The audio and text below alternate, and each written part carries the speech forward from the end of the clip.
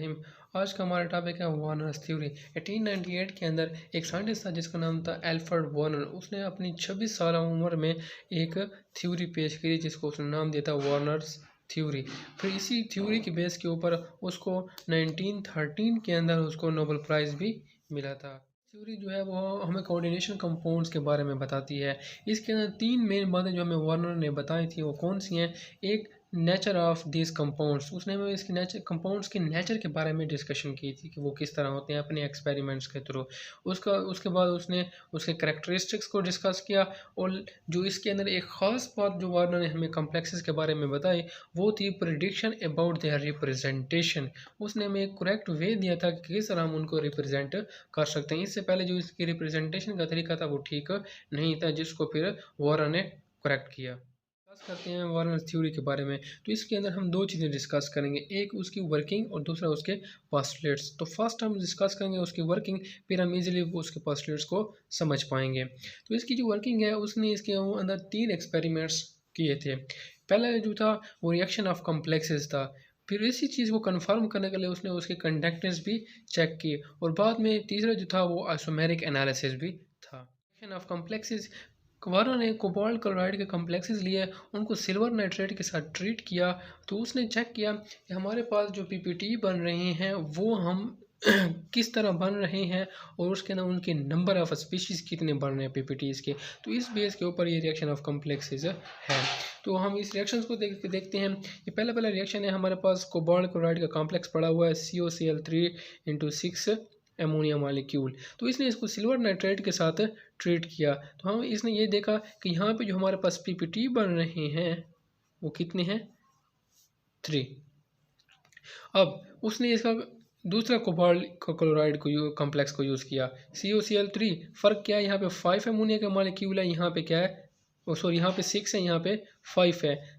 उसको भी ट्रीट करवाया किसके साथ, सिल्वर नाइट्रेट के साथ। लेकिन यहाँ पे जो हमारे पास पीपीटी बन रहे हैं वो कितने हैं, 2 हैं, 2 PPT of silver chloride. Reactant था वो हमारे पास है COCl3 × 4NH3। यहाँ पे हमने पहले 6 यूज़ किया अमोनिया का मॉलिक्यूल, फिर 5 और फिर 4 के ऊपर। इसको भी सिल्वर नाइट्रेट के अंदर जब डाला तो बड़ा स्पीड के साथ रिएक्शन हुआ और इस रिएक्शन के रिजल्ट में हमारे पास एक नया कॉम्प्लेक्स बना और उस कॉम्प्लेक्स का हमारे पास सिर्फ एक ही पीपीटी बना सिल्वर क्लोराइड का। तो यहाँ से वार्नर ने ये सोचा कि यहाँ पे जो हमारे पास क्लोरीन पड़ा हुआ है ना, ये वाला, उसने कहा था ये क्लोरीन जो है वो सेम नहीं है सारे के सारे क्लोरीन। तो उसने कहा था यहाँ पे 2 डिफरेंट टाइप्स के क्लोरीन होंगे, क्योंकि वार्नर ने ये सोचा था कि हम जब इसको ट्रीट करवाऊंगा तो हमारे पास हर कंपाउंड में से, क्योंकि 3-3 क्लोराइड थे, तो हमारे पास हर एक के अंदर 3 क्लोराइड के पीपीटी बनने चाहिए थे। लेकिन जब उसने ऑब्जर्व किया तो पहले के अंदर उसने जहाँ 6 अमोनिया के मॉलिक्यूल थे वहाँ पे 3 AgCl के पीपीटी बने, बाकी 5 वाले में 2 और 4 वाले में सिर्फ 1 पीपीटी बना। फिर इस चीज़ को कंफर्म करने के लिए इसने क्या किया, कंडक्टेंस, जो दूसरा जो हमारे पास एक्सपेरिमेंट था वो परफॉर्म किया। कंडक्टेंस में क्या देखा इसने कि इसकी कंडक्टेंस देखी इलेक्ट्रिसिटी की बेस के ऊपर कि क्या कितना अच्छा कंडक्टर है, कौन सा है। तो उसने देखा कि जो जो हम ये हमारे पास तीनों वो लिखे हुए हैं, तो इसके अंदर जो आयंस बनते हैं वो हमारे पास 4 बनते हैं, यहाँ पे हमारे पास 3, यहाँ पे हमारे पास 2। ये आपको आगे दिखाऊंगा कि किस तरह जब हम इसका करेक्ट वे को डिस्कस करेंगे। तो उसने देखा कि उसकी जो कंडक्टेंस है वो भी क्या हो रही है, डिक्रीज़ हो रही है। तो यहाँ से इसको एक चीज़ कंफर्म हो गई कि वाकई क्या है कि यहाँ पे जो नंबर ऑफ़ पीपीटी बन रहे हैं वो डिफरेंट हैं और उनके अंदर जो क्लोरीन यूज़ हो रहा है वो एक्चुअली 2 डिफरेंट स्पीशी के साथ अटैच है। इस वजह से उसकी पीपीटी की फॉर्मेशन भी डिफरेंट है। एक्सपेरिमेंट्स के बाद इसने एक नया तरीका ढूंढ लिया कि हम किस तरह कॉम्प्लेक्सेस को लिख सकते हैं। तो जो हम पहले कॉम्प्लेक्सेस को लिखते थे, जैसे हमने ऊपर देखा COCl3.4NH3 इस तरह लिखते थे, बट इसने कहा कि ये वे जो है ये बिल्कुल ठीक नहीं है, बल्कि ये जो अब नया तरीका मैं बताऊंगा वो तरीका बिल्कुल ठीक है। इस वजह से भी कि उसके अंदर हम ये बता सकते हैं कि वो किस चीज़ क्लोरीन जो है या कोई स्पीशी जो है वो किसके साथ बॉन्डेड है, और अगर रिएक्शन होगा तो कौन सी स्पीशी होगी जो बाहर जा सकती है और कौन सी होगी जो स्फेयर के अंदर या फिर कॉम्प्लेक्स आयन की फॉर्म में वहीं रहेगी। तो हम यहाँ से उसने करेक्ट वे उसका बताया था। तो ये उसका करेक्ट वे है। तो CONH3 होल 6 ये +3, ये वहाँ कोबाल्ट में +3 ऑक्सीडेशन स्टेट में होता है और अमोनिया न्यूट्रल है, तो इसके बाद +3 आ जाएगा। तो इसको स्टेबलाइज करने के लिए हमारे पास कितने क्लोरीन आएंगे? 3 क्लोरीन, क्योंकि एक के ऊपर -1 चार्ज है। सिमिलरली जब यहाँ हम देखते हैं तो यहाँ हमारे पास COCl3 5NH3 था। तो यहाँ पे 5 का मतलब ये है कि यहाँ पे 5 तो अमोनिया है, लेकिन उसको चार्ज को स्टेबलाइज करने के लिए 1 क्लोरीन जो है वो स्फेयर के अंदर था। तो इसलिए यहाँ से +3 ऑक्सीडेशन स्टेट था, तो ये किस में चला जाएगा? +2, क्योंकि ये +3 ये -1, तो क्या हो जाएगा? एज अ होल +2 स्फीयर के ऊपर चार्ज आ जाएगा। तो इसको स्टेबलाइज करने के लिए सिर्फ 2 क्लोरीन ही रिक्वायर्ड होंगे जो बाहर से आएंगे। सिमिलरली यहाँ पे 4 अमोनिया है, तो 2 क्लोरीन अंदर हैं, तो फिर एक बाहर हो जाएगा। तो इस बेस के ऊपर इसने कहा था कि ये जो बाहर वाली हमारे पास स्पीशीज़ होंगी, उसने कहा था कि ये हमारे पास प्राइमरी वैलेंसीज होंगी और दे कुड बी चेंज। लेकिन ये जो अंदर स्फेयर वाला पार्ट होगा, इस सारे को उसने कहा था कि ये हमारे पास क्या है? सेकेंडरी वैलेंसीज है, और ये हमारे पास हमेशा फिक्स रहेगी, कभी भी चेंज नहीं होगी। फॉर एग्जांपल अब आप कह सकते हैं कि यहाँ पे तो अमोनिया है, यहाँ पे क्लोराइड है, यहाँ पे 2 क्लोराइड आ गए हैं साथ में, तो ये तो चेंज हो रहा है। नहीं, चेंजेस का मतलब है कि उसका कोऑर्डिनेशन नंबर जो होगा वो क्या रहेगा? हमेशा फिक्स रहता है। अगर यहाँ पे हम देखें तो उसका कोऑर्डिनेशन नंबर 6 है, अगर यहाँ देखें तो 5 + 1 6, सिमिलरली यहाँ पे 4 + 2, तो उसका जो कोऑर्डिनेशन नंबर है वो कहीं भी चेंज नहीं हुआ। तो इसलिए हम मॉडर्न वे में सेकेंडरी वैलेंसीज को हम उसका कोऑर्डिनेशन नंबर भी कहते होते हैं। कंडक्टेंस वाले आयंस की बात करें तो अगर आप यहाँ पे देखें, जब ये सिल्वर नाइट्रेट के सोल्यूशन में जाएगा और आयोनाइज होगा, तो ये हमें 1 पार्ट ये देगा और 3 क्लोराइड के आयंस देगा। तो इसलिए हमने कहा था कि वो क्या है? हमें 4 आयंस दे रहा है। सिमिलरली जब यहाँ पे हम देखेंगे तो ये हमें 1 + 2 का आयन दे देगा और साथ में एक ये आयन क्लोराइड के 2 आयन मिल जाएंगे। सॉरी, क्लोराइड के 2 आयन मिल जाएंगे। सिमिलरली जब यहाँ पे हम देखेंगे तो लास्ट केस के अंदर यहाँ पे सिर्फ एक ही क्लोरीन जो है प्राइमरी वैलेंसी में अटैच है, तो ये प्राइमरी वैलेंसी एक्सचेंज भी हो सकती है और आयोनाइज भी हो सकती है, तो वो भी चेंज हो जाएगा और आयोनाइज हो जाएगा, तो सिर्फ एक ही होगा।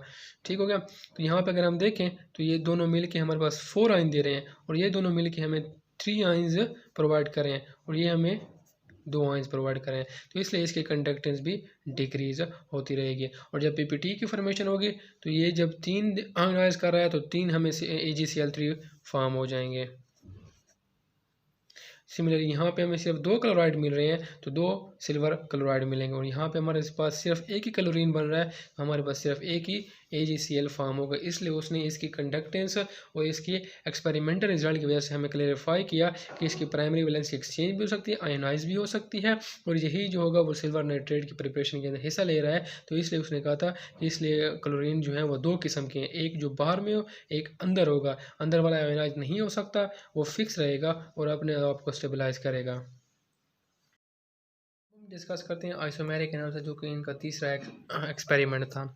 इसमें उसने क्या डिस्कस किया कि इसने कुछ कंपाउंड ऐसे भी देखे अपने एक्सपेरिमेंट्स के दौरान जिनके अंदर क्या था, कुछ उनके कलर के अंदर तब्दीली आ रही थी या फिर उनके प्रॉपर्टीज़ के अंदर तब्दीली आ रही थी। तो उसने कहा था कि ये क्या चक्कर है, तो उसने फिर क्या किया कि इनकी ज्योमेट्रिकल स्टडी को प्रेफर किया कि इनकी ज्योमेट्री को स्टडी करूँ, शायद उससे मुझे कोई रिजल्ट मिल जाए। तो ज्योमेट्री के रिजल्ट से उससे पता चला कि ये हमारे पास आइसोमर फॉर्मेशन होती है, जिसकी वजह से वो हमें डिफरेंट प्रॉपर्टीज़ या फिर डिफरेंट कलर शो कर रहे हैं। अब फॉर एग्जांपल यहाँ पे हमने एक एग्जांपल ली है tetra ammonia dichloride tetra ammonia. पहले हम लिगेंड नेगेटिव लिगेंड को नाम देते हैं ना, तो dichloro tetra ammonia cobalt +1 oxidation, ये हमारे पास एक आयन में पड़ा हुआ है। तो उसके हमने 2 स्ट्रक्चर ड्रा किए हैं, एक हमारे पास सिस है, दूसरा हमारे पास ट्रांस है। तो यहाँ पे इसने देखा कि जो सिस वाला था वो हमें वायलेट कलर शो कर रहा था, लेकिन जो ट्रांस वाला था वो हमें क्या शो कर रहा था? ग्रीन कलर शो कर रहा था। तो इस बेस के ऊपर उसने आइसोमेरिक एनालिसिस का अपने रिजल्ट के अंदर तीसरी बात भी मेंशन की। इस जब ये डिस्कस कर लिया तो इसने ये देखा कि लाजमी नहीं है कि सारे के सारे कम्प्लेक्सेस जो होते हैं जो आइसोमर के फॉर्म में एग्जिस्ट कर रहे हों और वो अपनी डिफरेंट कलर ही शो करें, बल्कि इसके अलावा वो अपनी जो प्रॉपर्टीज़ हैं उनमें भी चेंजेस ला सकते हैं। फॉर एग्ज़ाम्पल ये हमारे पास दूसरी एग्जांपल है यहाँ पे, डाइक्लोरो डायमोनियम प्लेटिनियम की। तो ये हमारे पास दूसरी एग्जांपल है। इसके अंदर क्या होता है कि उनकी रिएक्टिविटी जो होती है और स्टेबिलिटी, इन दोनों चीज़ों ने इसकी इन दोनों प्रॉपर्टीज़ के अंदर फ़र्क आ रहा होता है, दो जो इसके आइसोमर्स होंगे, लेकिन उनके कलर जो होंगे वो सेम रहेगा, और क्रीमी जो इसके दो आइसोमर्स होंगे उनके लिए। अब डिस्कस करते हैं आइसोमर एनालिसिस। अब वार्नर ने इस चीज़ के ऊपर फोकस किया कि हमारे पास एक ही स्पीशी है, लेकिन वो कभी डिफरेंट प्रॉपर्टीज शो कर रही है, कभी डिफरेंट कलर शो कर रही है। तो उसने इसके बारे में स्टडी करना शुरू किया। तो जब उसने इसको रिजल्ट में यानी कि स्टडी किया, तो उसने इसकी ज्योमेट्रिकल एनालिसिस के अंदर चले गया कि मैं अगर उनको डिस्कस करूँ या उनको स्टडी करूँ तो शायद मुझे अपना आंसर मिल जाए। तो ज्योमेट्रिकल एनालिसिस के दौरान उसने ये देखा कि इनके या तो ज्योमेट्री के अंदर दोनों के अंदर फ़र्क आ जाता है, मीन्स आइसोमर फॉर्मेशन हो जाती है, जिसकी वजह से इनके कलर या फिर प्रॉपर्टीज़ के अंदर फ़र्क आ जाता है। फॉर एग्जांपल ये जो हमारे पास यहाँ पे एग्जांपल है, dichloro tetra ammonia cobalt ion जो हमारे पास पड़ा हुआ है, इसको जब उसने देखा तो ये हमारे पास दो डिफरेंट यानी कि कलर शो कर रहा था। फिर ज्योमेट्रिकल एनालिसिस से उसको अपना यानी कि जवाब मिल गया कि एक जो होता है वो सिस फॉर्म में होता है, दूसरा जो होता है वो ट्रांस में होता है। तो इसलिए वो हमें वायलेट कलर शो कर रहा है और दूसरा हमें ग्रीन कलर शो कर रहा है। इसके अलावा कुछ स्पीशीज ऐसी भी थी जो कलर की बजाय दूसरी प्रॉपर्टीज़ में फ़र्क रखते हैं, जैसे कि ये हमारे पास पड़ा हुआ है डाइक्लोरो डायमोनियम प्लेटिनियम। तो ये हमारे पास क्या था कि दोनों का दो जो आइसोमर्स इसके बने, उन दोनों का कलर तो सेम था, क्रीमी कलर था, लेकिन उनकी जो स्टेबिलिटी और जो रिएक्टिविटी, उन दोनों में क्या था, फ़र्क था। अब इन तीनों रिजल्ट्स के बाद अब हम डिस्कस करते हैं इसके पास्टुलेट्स के बारे में। तो पहला पास्टुलेट्स ये है कि जो हमारे पास मेटल होगा वो दो वैलेंसीज रखेगा, एक प्राइमरी वैलेंसी, दूसरी सेकेंडरी वैलेंसी, जो हम पीछे कंडक्टेंस के बाद डिस्कस कर चुके हैं। क्या है कि जो प्राइमरी वैलेंसी होगी वो हमारे पास सेटिस्फाई हो सकती है या तो पॉजिटिव के साथ या फिर नेगेटिव आयन के साथ।